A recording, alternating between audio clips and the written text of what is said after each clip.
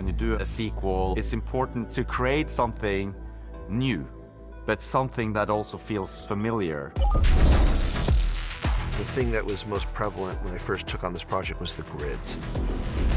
We have 3 distinct grids in this movie, all very different and unique from one another, and color plays a lot into that. It's been a little bit since Tron Aries arrived on the big screen, and while it was a huge hit, some fans were wondering just how they managed to put this film together. Oh, well, look who it is. Glad you could join us, Miss Kim. People have been wondering where you've been. Yeah, bit of a rush, so I'm just gonna... Yeah. Eve? Yeah. I told you a billion times. Yeah. You gotta bring your badge. Nikki, I'm sorry, my badge. Hey, you look so nice today. I swear, Nikki, like Minaj. Oh no, here we go again. Burning Man? Well, today we have just the answer, as well as a look of some of the deleted scenes from the film. Oh, sorry. Hello? Seth, where are you? Eve, whose phone is this? Shut up and listen. I need you at NCOM in 15 minutes. Hey, is everything okay? Just do what I say. Seth, bring the Shiva laser. But before we get into more of these moments, today's trivia question: what brand of motorcycles were used in this film? Leave your guesses in the comments down below and stick around till the end of the video to find out if your answer was correct.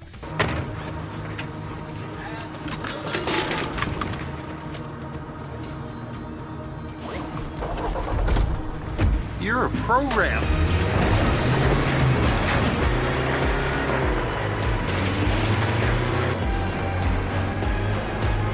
The team behind Legacy was so confident in the film before it was even released, work began on a direct sequel that would tell that story. However, after over a decade of trying to get the sequel up and running, it eventually stalled. And action.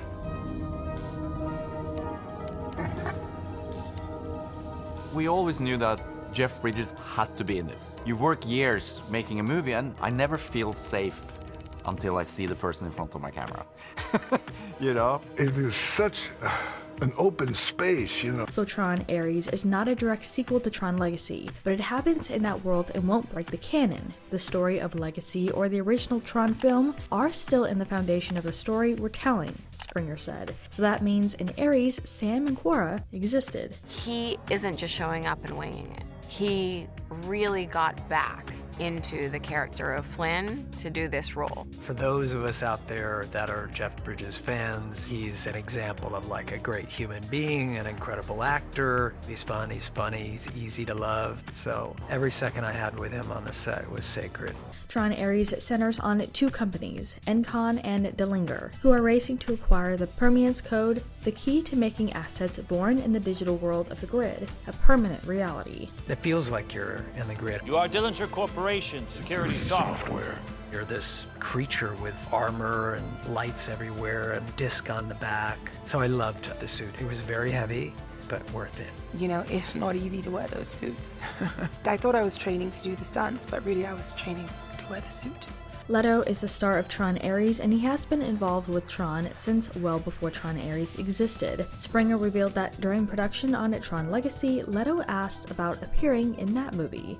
All of the suits are made up from multiple strands of this running behind these colored diffuser components. Every suit has its own DMX board, so on set they can actually color adjust between this component and the legs. The disc is on a separate channel, helmets are all separate, and each individual suit has its own addressable channel, so everything can be fine-tuned to get the right balance. The director applied a practical in-camera shooting style befitting the real-world twist. We spent so much time and resources trying to make it feel as real and gritty and as photorealistic as we could, Roning said.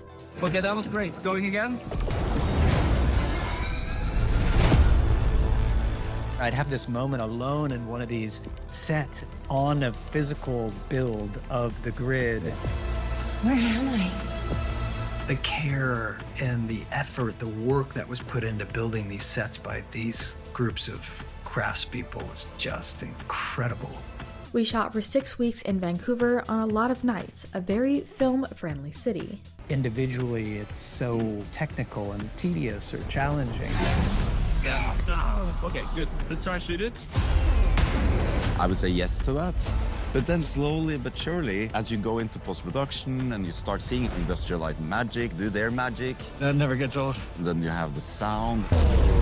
As they raced through the city for one of the scenes, the light ribbons from the vehicles became physical barriers, slicing a police cruiser in half. This was achieved by pre-cutting real police cars that were then stitched together and pulled by a truck on a 100-yard wire to get up to speed. Today we're gonna shoot an action sequence where Aries turns on the light wall and splits a cop car in two. We've got the car already pre-cut all the way down the middle. We got power on both sides. We have steering control on both sides. So it'll split into two pieces, and then on cue, they'll kind of turn them in and they'll flop onto their sides. Sager said, "We wanted them to have the same wheelbase as their turning radiuses would be the same. So we took our digital model, did the math, and figured out what the proper wheelbase would be." 3, 2, 1, action. The speeder bikes through the forest in the redwoods. We even have sound effects from Jedi used in the movie, in this scene. We had 6 weeks downtown. We closed down Vancouver. In addition, there were stunt drivers with special light lines on their safety suits that emulated the light lines on the real suits. They also built a couple of practical light cycle models that were camera ready and functional for lighting purposes. We had Jodie down there doing her thing. Something I get asked a lot is how much of this was just us operating with imagination and screens. This is actually practical. 3, 2, 1. There's a lot of action sequences that takes place downtown. Oh yeah, you want to play?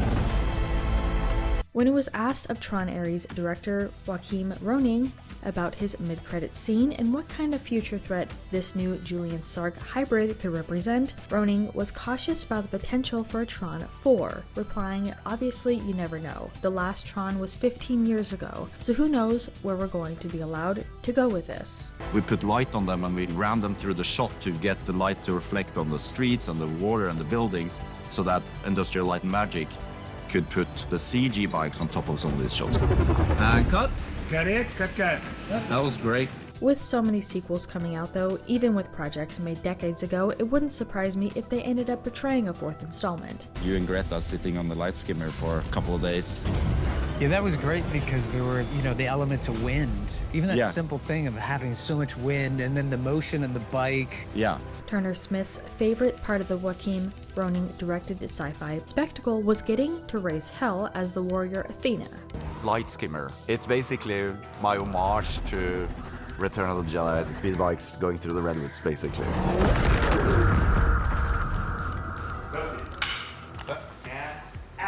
When you make a movie like this, a lot of time is green screen or blue screen, and it's not really there. They do it in post, but on this film, they built a lot.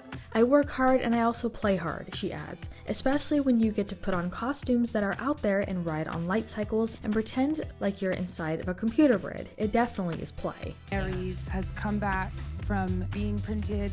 Athena comes in. Welcome back, sir. All units are online and ready for inspection. I ask him, so how was it? You look so good in your light suit. Oh.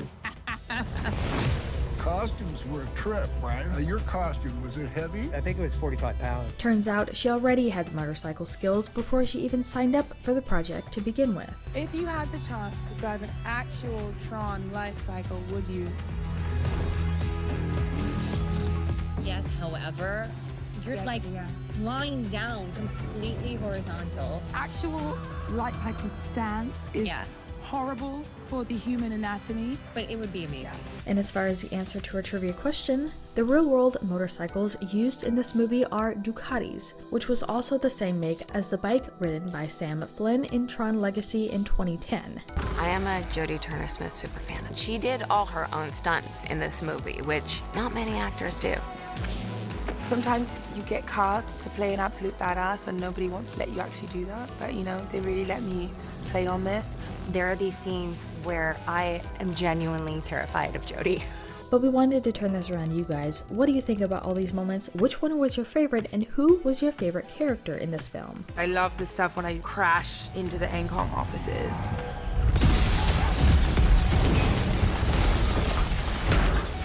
I get to kind of have my Terminator moment, with my big laser. Let us know what your thoughts are in the comments down below. Make sure you're subscribed with notifications on for more videos just like this. That's it for today though. We'll see you all next time with a brand new video. Bye guys. I had heard that you are very much into your character. Please only talk to me, using my name Aries. Aries, like, isn't the god of war Aries?